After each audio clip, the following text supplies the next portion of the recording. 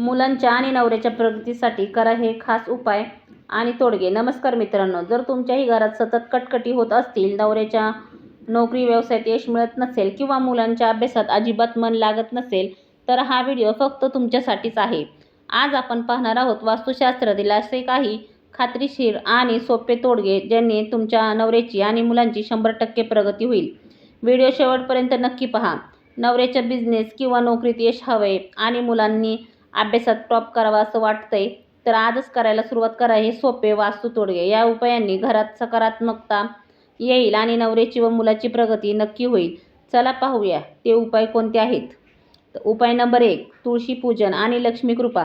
दररोज संध्याकाळी घरातील तुळशी वृंदावन जवळ मनोभावे दिवा लावावा.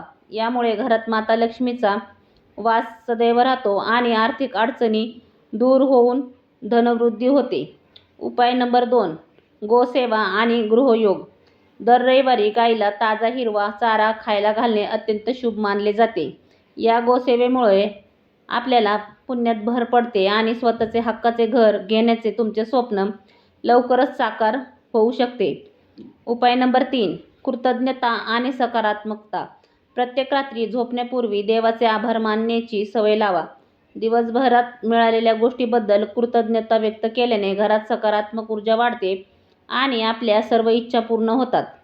दिवसभरात कितीही अडचणी आल्या तरी प्रत्येक रात्री झोपण्यापूर्वी परमेश्वराचे मनापासून आभार माना. जेव्हा आपण कृतज्ञता व्यक्त करतो तेव्हा घरातील नकारात्मकता नष्ट होऊन सकारात्मक ऊर्जा वाढते आणि आपल्या सर्व इच्छा पूर्ण होऊ लागतात. उपाय नंबर 4, पौर्णिमा विशेष. पौर्णिमेच्या रात्री एक विशेष उपाय नक्की करा. या रात्री चंद्राच्या आणि चांदण्याच्या शीतल प्रकाशात शांतपणे बसा आणि फक्त 5 मिनिट मनोभावे प्रार्थना करा. चांदण्याच्या या ऊर्जेमुळे मनातील सर्व सुप्त मनोकामना लवकरच पूर्ण होण्याचे योग येतात. उपाय नंबर 5, गुरुग्रहाची कृपा आणि मानसन्मान. प्रत्येक गुरुवारी कपाळावर शुद्ध केशर आणि चंदनाचा टिळा नक्की लावावा. असे केल्याने समाजात तुमचा मानसन्मान वाढतो, आदराचे स्थान मिळते आणि गुरुग्रहाचे शुभ फळ लाभते. उपाय नंबर 6, मुलांच्या प्रगतीसाठी, उत्तम भविष्यासाठी आणि स्वभावासाठी. जर तुमचे मुलं खूप हट्टी झाली असतील किंवा तुमचे ऐकत नसतील, तर त्यांच्या उशीखाली चांदीची एक लहान वस्तू किंवा तुकडा ठेवावा. यामुळे मुलांचे मन शांत होते, एकाग्रता वाढते आणि त्यांचा स्वभाव समजूतदार होतो. उपाय नंबर 7, घरातील नकारात्मकता दूर करण्यासाठी. प्रत्येक अमावस्येला घराच्या कानाकोपऱ्यात पवित्र गंगाजल शिंपडावे. या उपायामुळे घरातील सर्व प्रकारचे नकारात्मक ऊर्जा आणि वाईट शक्तींचा प्रभाव नष्ट होऊन सुख समृद्धीचा मार्ग मोकळा होतो. प्रत्येक अमावस्येच्या घरात हा उपाय केला जातो. नक्की तुम्ही हा उपाय करा. उपाय नंबर 8, शंखध्वनी आणि घरातील वातावरण. रोज सकाळी घरामध्ये शंख वाजवल्याने अवतीभोवतीचे नकारात्मक ऊर्जा नष्ट होते, घरात सुख शांती नांदते आणि विनाकारण होणारे वादविवाद थांबतात. उपाय नंबर 9, मुख्य प्रवेशद्वाराचे पूजन. दररोज सकाळी आंघोळ झाल्यावर घराच्या मुख्य दरवाजाच्या चौकटीत हळद कुंकू लावावे. त्यामुळे घरात मांगल्याचे आणि शुभ ऊर्जेचे आगमन होते आणि समाजात मान सन्मान वाढतो. उपाय नंबर 10, सूर्यप्रकाशाचे महत्त्व. सकाळी उठल्यानंतर घरातील खिडकी आणि दरवाजे उघडून सूर्यप्रकाश आत येईल अशी व्यवस्था करा. कोवळ्या उन्हामुळे घरातील सदस्यांचे आरोग्य उत्तम राहते आणि सकारात्मकता वाढते. उपाय नंबर 11, घराची स्वच्छता आणि लक्ष्मी कृपा. ज्या घरात नेहमी स्वच्छता आणि नीटनेटकेपणा असतो तिथे माता लक्ष्मीचा कायमचा वास राहतो. घरात अस्वच्छता न ठेवल्याने प्रगतीचे नवे मार्ग मोकळे होतात. उपाय नंबर 12, पौर्णिमा विशेष अन्नदान. प्रत्येक पौर्णिमेला गरजू लोकांना किंवा लहान मुलांना गोड पदार्थांचे जसे की खीर किंवा मिठाई वाटप करावे. यामुळे आपले पुण्य वाढते आणि स्वतःचे घर घेण्याचे स्वप्न पूर्ण होण्यास मदत होते. उपाय नंबर 13, गुरुवारचे विशेष दान. गुरुवारी एखाद्या मंदिरात किंवा गरिबाला गोड पिवळ्या वस्तूंचे, उदाहरणार्थ चणा डाळ, केळी किंवा पिवळी मिठाई दान करा. या उपायाने आर्थिक चणचण दूर होते आणि घरात पैसा टिकून राहतो. उपाय नंबर 14, मानसिक शांततेचे साठी मंत्र साधना. मन खूप अशांत असेल किंवा कामात अडथळे येत असतील तर रोज शांत बसून 21 वेळा ओम नमः शिवाय या मंत्राचा जप करा. यामुळे मानसिक शांतता लाभून रखडलेली कामे पूर्ण मार्गी लागतात. उपाय नंबर 15, घराची दिशा आणि प्रगती. वास्तुशास्त्रानुसार घराच्या पूर्व दिशेला आरसा लावणे अत्यंत शुभ मानले जाते. यामुळे घरात सकारात्मक ऊर्जेचा प्रवाह वाढतो आणि कुटुंबाची प्रगती वेगाने होते. उपाय नंबर 16. मंगळवारचा कर्जमुक्ती तोडगा. जर तुमच्यावर कर्जाचे डोंगर असेल तर प्रत्येक मंगळवारी लाल मसूर डाळीचे दान करा. या उपायामुळे कर्जाचे ओझे लवकर उतरण्यास मदत होते आणि येणारी संकटे टळतात. उपाय नंबर 17. शनिवारचा शनिदोष उपाय. शनिवारी गरिबांना किंवा गरजू व्यक्तींना काळ्या रंगाचे कपडे दान करावे. असे केल्याने शनी महाराजांचा कोप कमी होतो आणि कामातील मोठे अडथळे दूर होतात. उपाय नंबर 18. रात्रीचे कापूर उपाय. रात्री झोपण्यापूर्वी घरामध्ये भीमसेनी कापूर जाळावा. कापूरच्या पवित्र धुरामुळे घरातील वाईट शक्ती आणि नकारात्मकता नष्ट होते आणि रात्री शांत झोप लागते. उपाय नंबर 19. आत्मविश्वास आणि कार्यसिद्धी. विशेष तोडगा. रोज सकाळी घराबाहेर पडताना किंवा कामाची सुरुवात करताना तोंडात एक लवंग ठेवा आणि मनोभावे श्री स्वामी समर्थ या मंत्राचा जप करा. यामुळे तुमचा आत्मविश्वास कमालीचा वाढेल आणि प्रत्येक काम यशस्वी होईल. उपाय नंबर 20. धनवृद्धी आणि आर्थिक स्थैर्यासाठी तोडगे. गुलाबी लाल कपड्यांचा उपाय. एक लाल कपड्यात 5 अखंड सुपाऱ्या बांधून तुमच्या तिजोरीत किंवा पैशाच्या जागी ठेवा. त्यामुळे विनाकारण होणारा खर्च थांबतो, पैशाची बचत होते आणि आर्थिक चणचण दूर होते. उपाय नंबर 21. अखंड जलकलश. घरामध्ये नेहमी शुद्ध पाण्याने भरलेला कलश ठेवावा. यामुळे घरात सुख समृद्धी टिकून राहते आणि आर्थिक स्थैर्य लाभते. उपाय नंबर 22. बुधवारचे मूग दान.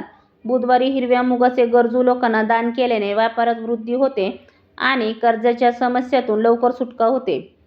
उपाय नंबर 23. दक्षिण दिशेचे नियम. वास्तुशास्त्रानुसार घराच्या दक्षिण दिशेला कोणतीही जड किंवा वजनदार वस्तू ठेवावी. यामुळे कुटुंबात स्थैर्य येते आणि प्रगतीचे नवे मार्ग मोकळे होतात. उपाय नंबर 24. मुलांचे शिक्षण आणि घरातील वातावरण. अभ्यासाची जागा. मुलांच्या अभ्यासाच्या टेबलावर गणपती बाप्पाचे लहान मूर्ती किंवा फोटो ठेवा. यामुळे मुलांचे एकाग्रता वाढते, अभ्यासात मन लागते आणि ते पालकांचे ऐकू लागतात.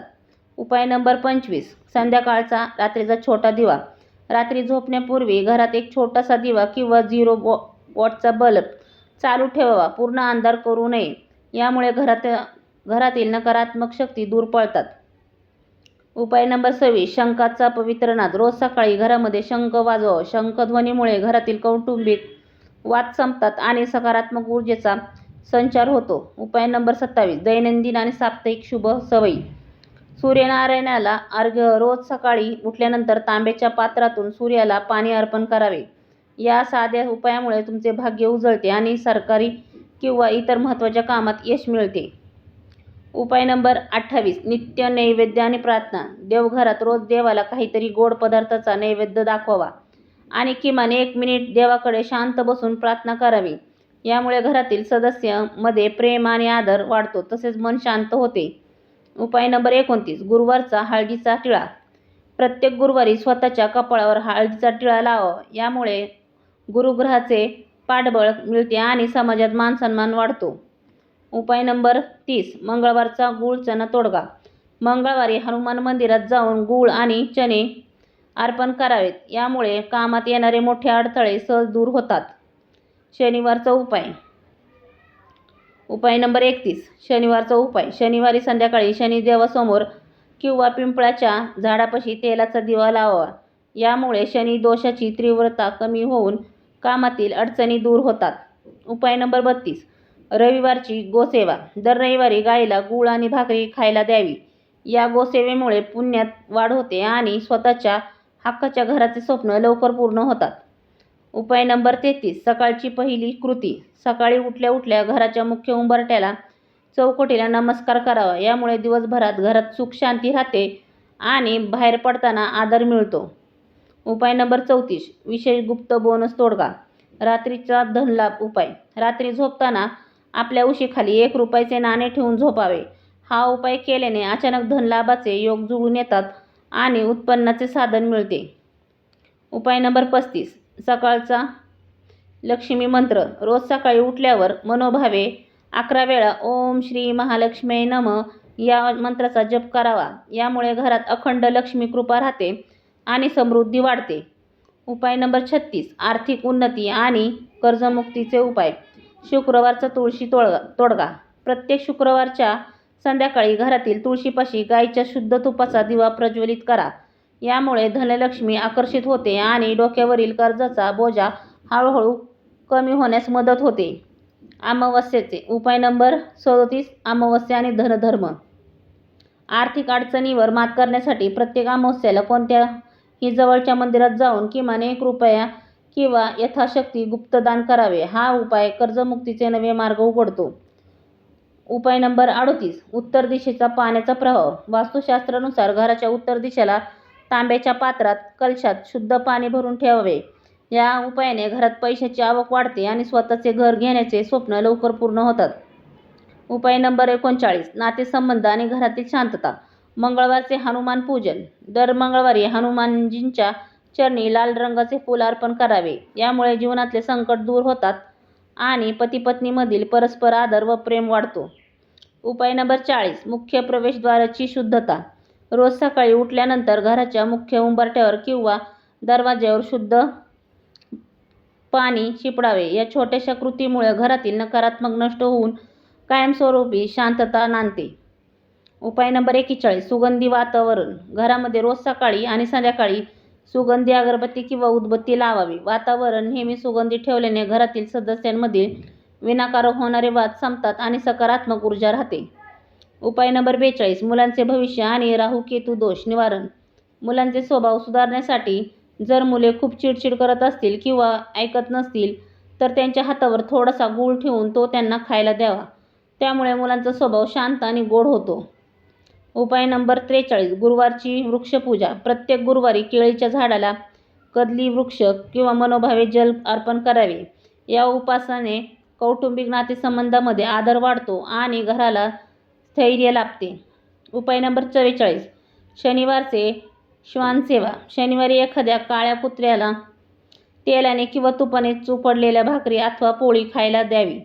यामुळे शनिग्रहाचे आणि राहू-केतूचे दोष शांत होतात. कामातील अडथळे दूर होतात. उपाय नंबर 45, विशेष गुप्त बोनस तोडगा. इच्छापूर्तीसाठी स्वामी मंत्र.